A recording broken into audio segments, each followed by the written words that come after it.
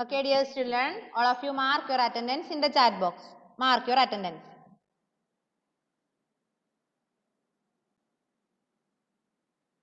Then history, page number 107.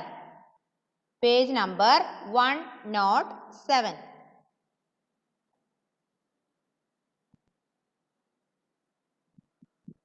Philosophy and Bhakti. Philosophy and Bhakti. കഴിഞ്ഞ ക്ലാസ്സിൽ എടുത്തതിന്റെ ബാക്കിയാണ് കേട്ടോ. Yes.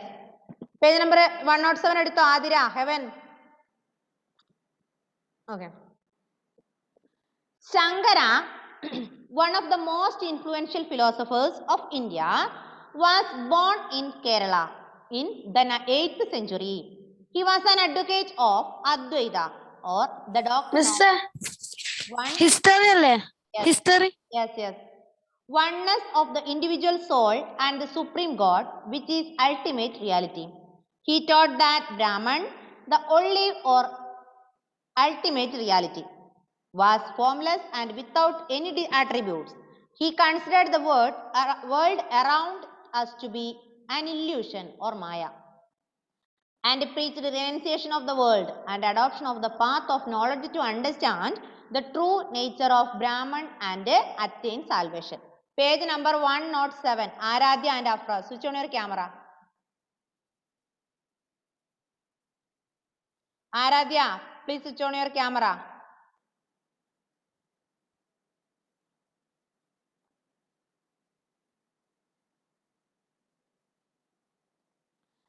ഇപ്പൊ നമ്മളിവിടെ പറഞ്ഞു philosophy and bhakti.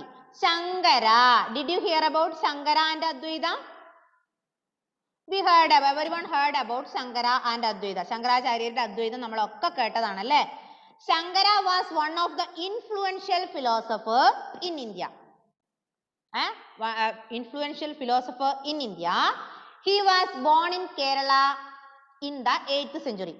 എട്ടാമത്തെ നൂറ്റാണ്ടിലെ ഇന്ത്യയിൽ ഉണ്ടായിരുന്ന ഇന്ത്യയെ സ്വാധീനിച്ച ഒരു ഫിലോസഫർ ആണ് ആര്? Shankara.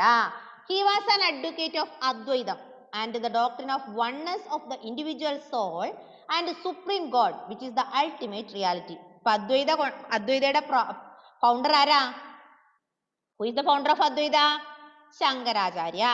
Shankaracharya was one of the influential philosophers of India in 8th century. He was born in Kerala in 8th century. He founded Advaitam. Propounder of Advaita was Shankaracharya. Shankaracharya Advaita എന്താണെന്നറിയോ? Oneness of the individual soul.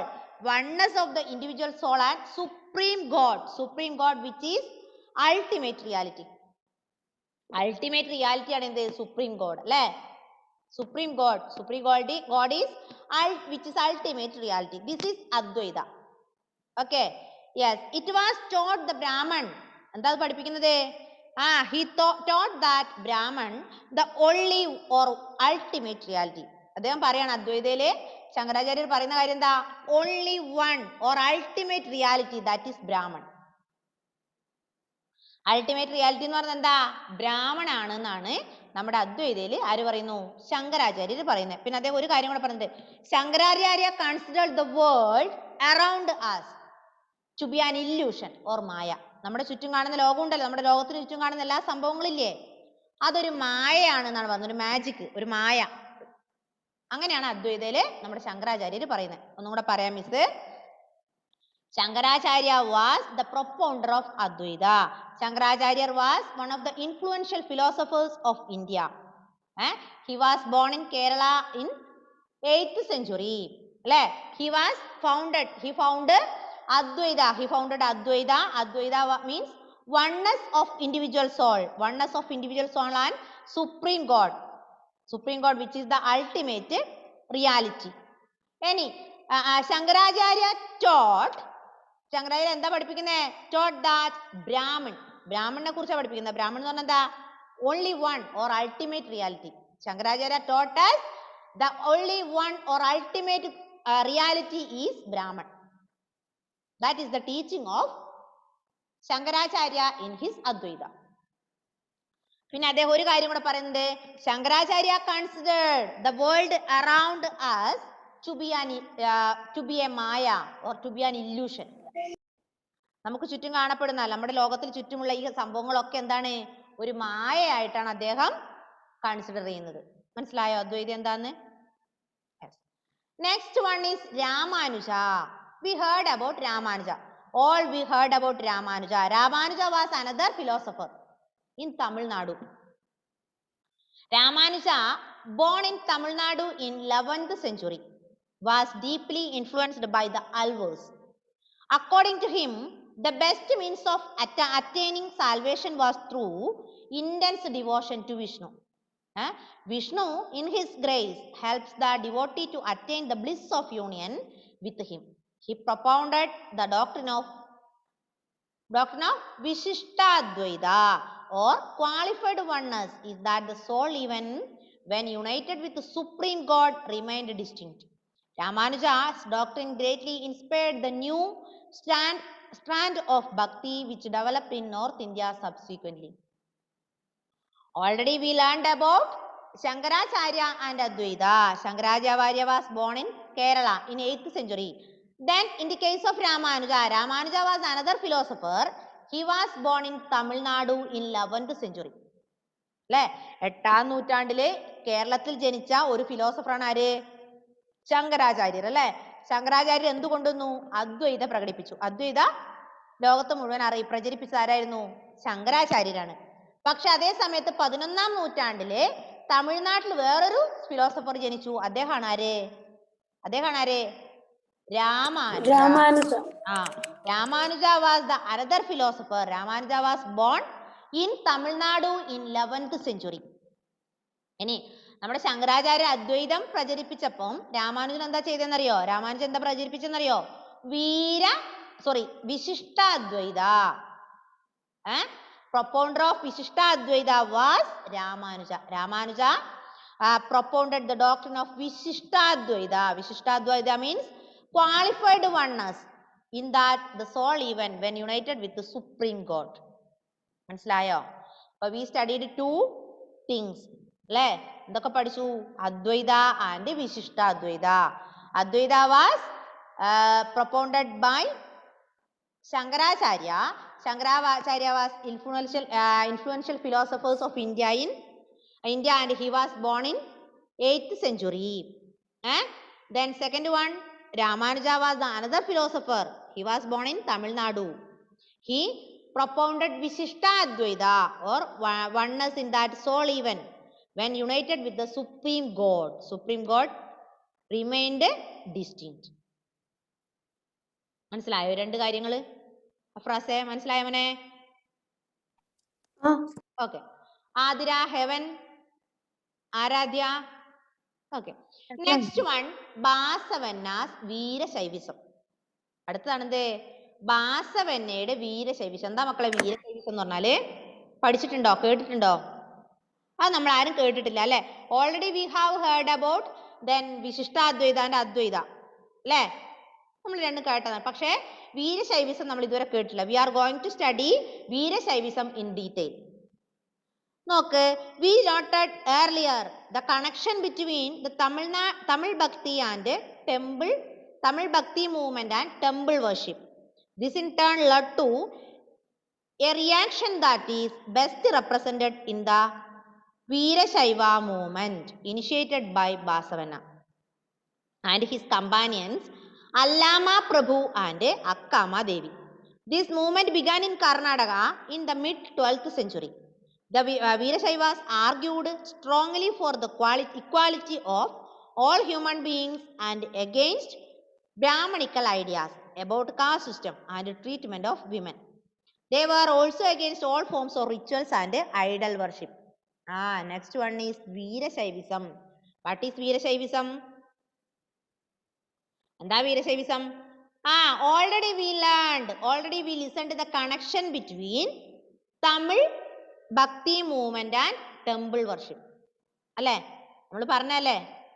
Tamil ഭക്തി മൂവ്മെന്റും temple വർഷിപ്പും നമ്മൾ കണ്ടതാണ്. This temple worship and this connection led to a reaction. led to a reaction that is the best represented in the Veerashaiva movement. അതായത് തമിഴ് ഭക്തി മൂവ്മെന്റും temple വർഷിപ്പും തമ്മിലുള്ള connection ഏതിലേക്ക് എത്തിച്ചേർന്നു? വീരശൈവ മൂവ്മെന്റിൽ എത്തിച്ചേർന്നു. മനസ്സിലായോ?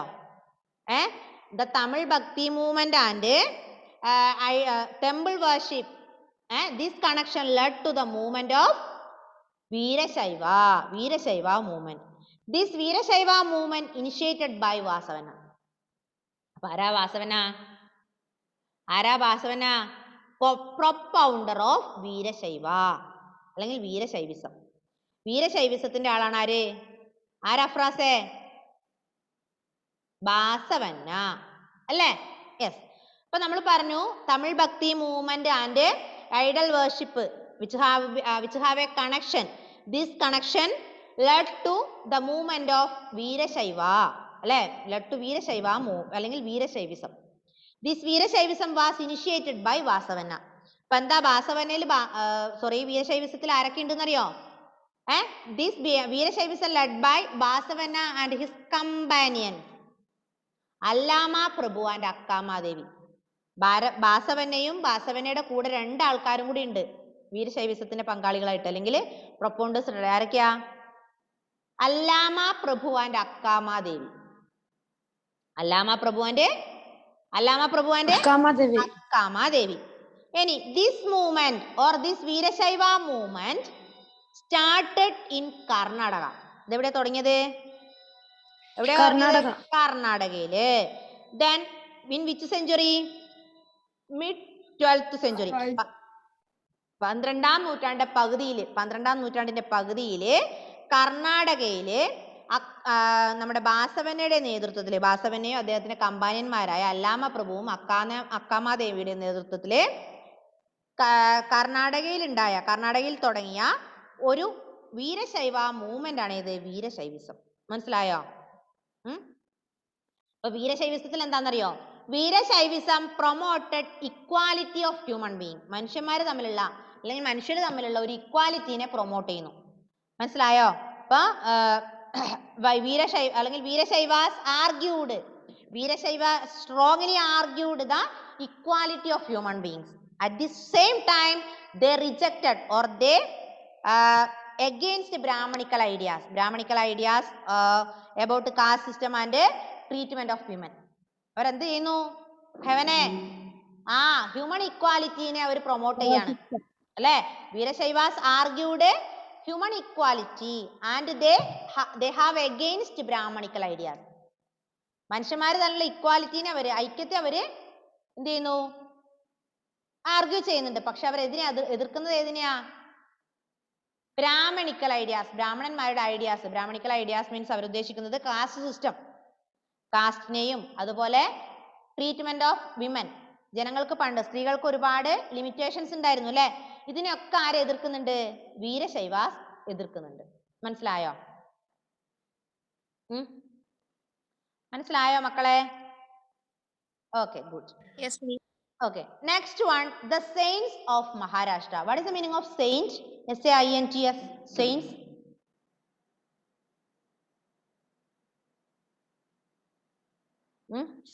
സന്യാസി അല്ലേ? സന്യാസി, യെസ്. സന്യാസിമാരാണ് നമ്മൾ എന്ത് പറയാ? സെയിൻസ് എന്ന് പറയാം. നോക്ക്, from the 13th to 17th centuries, Maharashtra saw a great number of saints, saint poets, whose songs in simple Marathi continue to inspire people. The most important among them were Dhyaneshwar, Namdev, Ekanath, Tukkaram, as well as women like Sakkubai and the family of Chokkamela, who belonged to the untouchable Mahar family, Mahar caste. This regional tradition of Bhakti focused on Vittala, a form of Vishnu, temple in Pandarpur, as well as on the notion of a personal god residing in the hearts of the all people. എന്താ പറഞ്ഞേ? from 13th to 17th century, 13ാം നൂറ്റാണ്ട് മുതൽ 17ാം നൂറ്റാണ്ട് വരെയുള്ള കാലയളവിലെ many saint poets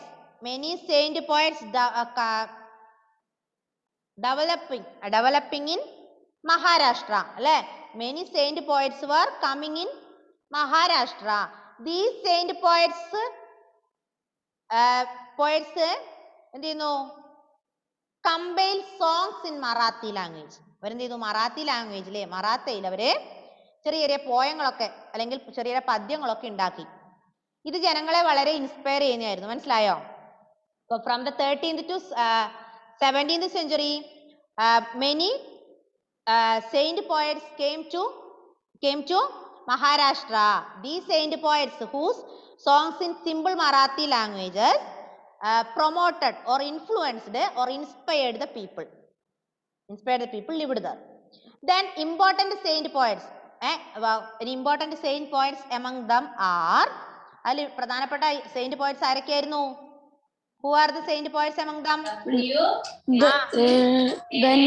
Gnaneshwar, Namdev, Eknath, തുക്കാരം. ആരൊക്കെയാ? ജ്ഞാനേശ്വർ, നാംദേവ്, ഏകനാഥ്, തുക്കാരം. ഇവരെ കൂടാതെ കുറച്ച് ലേഡീസ് ഉണ്ടായിരുന്നു. ആരൊക്കെയാ? സക്കൂബായ്. പിന്നെയോ ഫാമിലി ഓഫ് ചൊക്കമേള ഫാമിലി, ചൊക്കമേള കുടുംബത്തിൽപ്പെട്ട കുറച്ച് ലേഡീസ് കൂടി ഉണ്ടായിരുന്നു. ചൊക്കമേള എന്ന് പറഞ്ഞാൽ എന്താ? ചൊക്കമേള ബിലോങ്ഡ് ടു ദ അൺടച്ചബിൾസ്. അവരാരാ? ചൊക്കമേള എന്ന് പറഞ്ഞാൽ തൊട്ടുകൂടാത്ത ആൾക്കാരാണ്, അതായത് ഏറ്റവും താഴ്ന്ന ജാതിക്കാര്. മഹർ കാസ്റ്റിൽപ്പെട്ട തൊട്ടുകൂടായ്മ, അതായത് അൺടച്ചബിൾസ് ആണ് ആര്? ചൊക്കമേള ഫാമിലിയിലുള്ളത്. ഇപ്പൊ ചൊക്കമേള ഫാമിലിയിലെ അംഗങ്ങളും ഇതിൽ കൂടി ഈ സെയിൻസിൽ ഉൾപ്പെട്ടിട്ടുണ്ട്. മനസ്സിലായോ? Yes. Then next one, this regional tradition of Bhakti focused on Vittala. ഏതിനെ ഫോക്കസ് ചെയ്തത്? വിത്താല. എന്താ വിത്താല എന്ന് പറഞ്ഞ മക്കളെ? വിത്താല എന്ന് പറഞ്ഞാൽ എന്താ? Form of Vishnu. വിഷ്ണുവിന്റെ ഒരു രൂപമാണ് ഏത്? Vittala temple in പാന്തർപൂർ.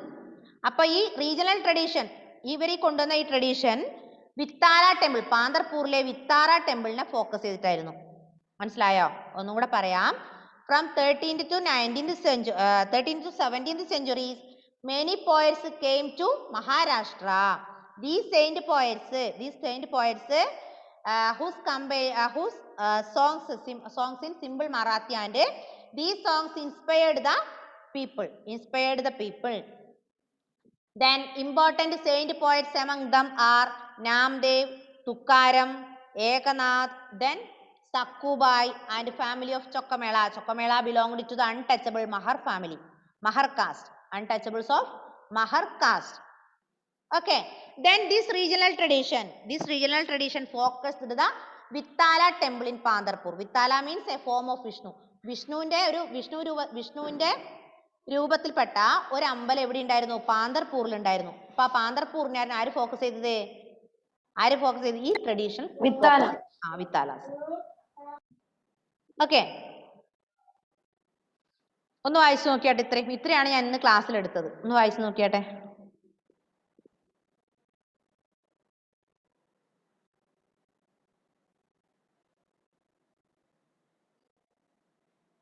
ഇന്നത്തെ സോഷ്യലിന്റെ ക്ലാസ്സിൽ ഇത്രയും കാര്യങ്ങളാണ് പറഞ്ഞത്. നോക്കിയേ, വായിച്ചു നോക്കിയാട്ടെ.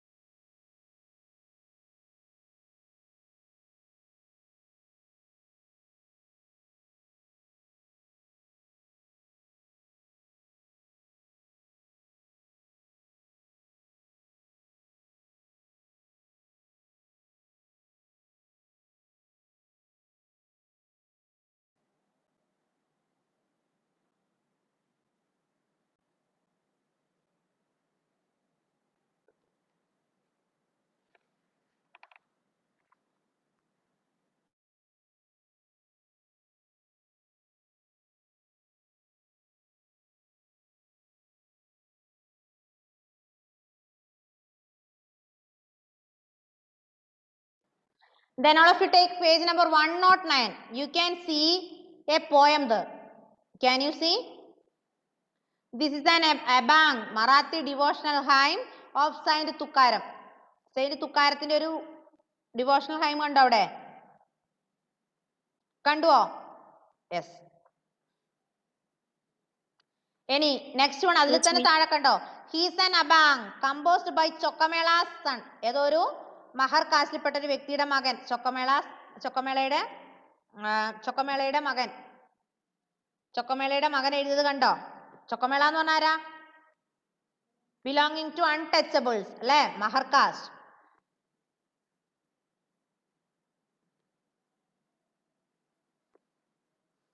വായിച്ചു കഴിഞ്ഞോ?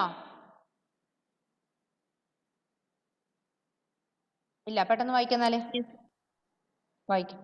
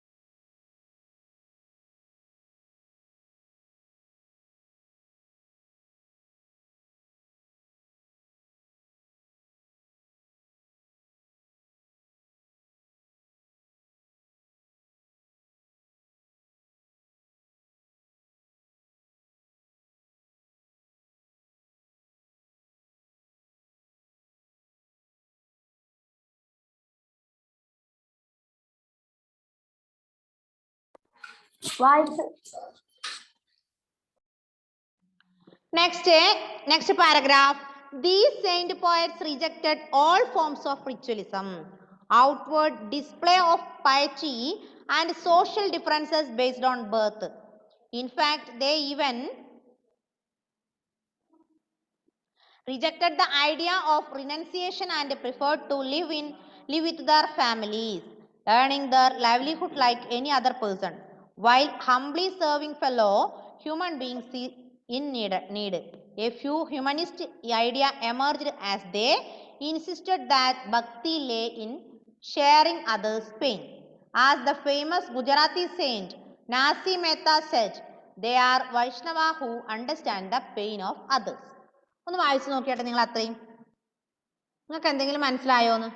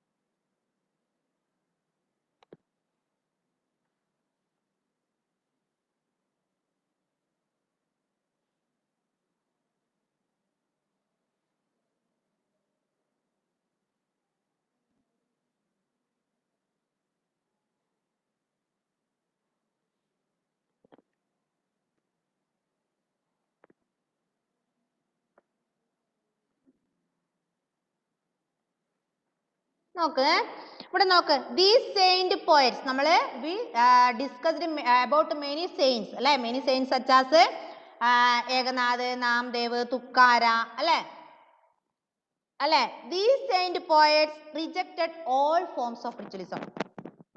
ഈ സന്യാസിമാർ അല്ലെങ്കിൽ ഈ സെയിന്റ് പോയറ്റ്സ്, ഈ കവി സന്യാസിമാരൊക്കെ എന്താ ചെയ്തേ? എല്ലാ തരത്തിലുള്ള റിച്വൽസിനെയും അവര് റിജക്ട് ചെയ്തു. എന്താ മക്കളെ റിച്വലിസം എന്ന് പറഞ്ഞാല്? റിച്വലിസം മീൻസ് ആചാരങ്ങൾ. റിച്വലിസം ആചാരങ്ങൾ, പലതരത്തിൽ ഇങ്ങനെയുള്ള ആചാരങ്ങളെ, എല്ലാ ആചാരങ്ങളെയും തന്നെ, എല്ലാ തരത്തിലുള്ള ആചാരങ്ങൾക്കും എതിരായിരുന്നു ആര്? These Saint poets. Then outward display of piety and social differences based on birth. അത് ജനനത്തിന്റെ അടിസ്ഥാനത്തിലുള്ള ഓരോ റിച്വലിസത്തിനും എതിരായിരുന്നു ഈ Saint സന്യാസിമാര്. Then in fact, even rejected the idea of renunciation and preferred to live with their families. അവരെന്തും കൂടെ ചെയ്തു? These saint poets also rejected the renunciation. What is the meaning of renunciation? എന്താ renunciation എന്ന് പറഞ്ഞാല്? ത്യാഗം. renunciation എന്ന് പറഞ്ഞാല് ത്യാഗം. preferred to live with their families. എല്ലാ തരത്തിലുള്ള ത്യാഗങ്ങൾക്കും എതിരായിരുന്നു ആര്? These saint poets rejected all forms of ritualism and they also rejected renunciation and Adira renunciation, rejected the renunciation and they promoted or they preferred to live with their families. അവരുടെ family ആയി താമസിക്കുന്നതിന്റെ കാര്യങ്ങളോട് അല്ലെങ്കിൽ ഫാമിലിയോട് കൂടെ താമസിക്കുന്ന കാര്യങ്ങൾക്കൊക്കെ അവർ prefer ചെയ്തു. പക്ഷെ അവരെന്ത് റിജക്ട് ചെയ്തു? എന്താ റിജക്ട് ചെയ്തത്? റിച്വലിസത്തെ, all types of ritualism. They rejected all types of ritualism which they have based on their birth. ജനനവുമായി ബന്ധപ്പെട്ടുള്ള എല്ലാ ആചാരങ്ങൾക്കും എതിരായിരുന്നു. അതേ സമയത്ത് എല്ലാ തരത്തിലുള്ള ത്യാഗങ്ങൾക്കും എതിരായിരുന്നു ആര്? ഈ Saint poets. They preferred to the life with their families. അല്ലേ? അവരുടെ ഫാമിലിയായി കൂടെ താമസിക്കുന്നതിന്റെ കൂടെ ആ ഒരു കാര്യങ്ങൾക്കായിരുന്നു ഇവർ കൂടുതൽ ഇമ്പോർട്ടൻസ് കൊടുത്തത്. ഓക്കെ, ഇനി അടുത്ത page. A famous Gujarati Saint Nazi Mehta said they are Vaishnavas who understand the pain of others. എന്താ പറഞ്ഞേ? ഒരു ഫേമസ് ഗുജറാത്തി സെയിന്റ് ഉണ്ട്. ആരായിരുന്നു? നാഴ്സി Mehta. all of you please underline. നാഴ്സി Mehta was a famous Gujarati saint. നാഴ്സി Mehta was a Gujarati. Heaven Varghese. നാഴ്സി Mehta was a famous Gujarati saint. He said they are Vaishnavas who are understand the pain of others. വൈഷ്ണവന്മാർ ആരാണെന്നാണ് നാഴ്സി Mehta പറഞ്ഞത്? നാഴ്സി മേത്ത പറയാണ് വൈഷ്ണവന്മാര് ജനങ്ങളുടെ വേദന മനസ്സിലാക്കുന്നവരെ, മറ്റുള്ളവരുടെ വേദന അറിയാൻ കഴിയുന്നവരാണ് ആര്? വൈഷ്ണവാസ്. മനസ്സിലായോ? അപ്പം Narsi Mehta was a famous Gujarati saint poet, Gujarati saint. He said these were Vaishnava, they are Vaishnavas who understand the pain of others. മറ്റുള്ളവരുടെ വേദന മനസ്സിലാക്കാൻ കഴിയുന്നവരാണ് ആര്? വൈഷ്ണവന്മാര് എന്നാണ് നാഴ്സി മേത്ത പറഞ്ഞത്. മനസ്സിലായോ ഇത്രയും കാര്യങ്ങൾ? മനസ്സിലായോ? ഓക്കെ, വായിച്ചു നോക്കിയിട്ട് എന്തെങ്കിലും ഡൗട്ട് ഉണ്ടെങ്കിൽ മിസ്സിനോട് ചോദിക്കോ?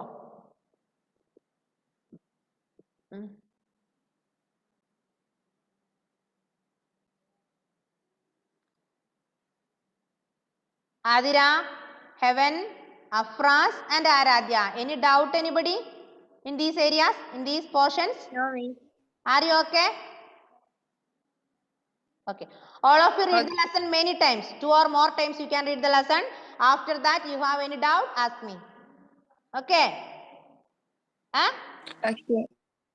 You have to do, you have to complete your notebook. You have to complete your notebook till which lesson? Till 7th lesson. You have to complete your history notebook up to 7th lesson.